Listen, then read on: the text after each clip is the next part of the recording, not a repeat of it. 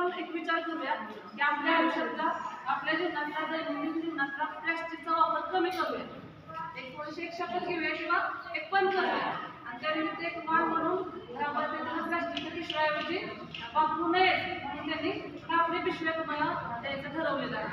तर त्याबद्दल ग्रामपंचायतीचे टाळ्या वाजवून एक आपण ग्रामपंचायतीने चांगलं पाऊल उचललेलं आहे. माझ्यापासून तर आम्ही यात सहभाग घेतलेला आहे आणि जाणीव जागृती हळदी कुंकवाच्या माध्यमातून पण सुरू आहे.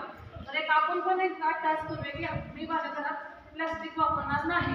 बाजार असेल किंवा दुसऱ्या कोणत्याही वस्तूला उद्देश असेल की प्लॅस्टिक नकोच, से नो टू प्लॅस्टिक, म्हणजे प्लॅस्टिकला नको आणि कापडी पिशवीला आपण हो म्हणूया, त्याचा आपण पुन्हा वापर करू शकतो.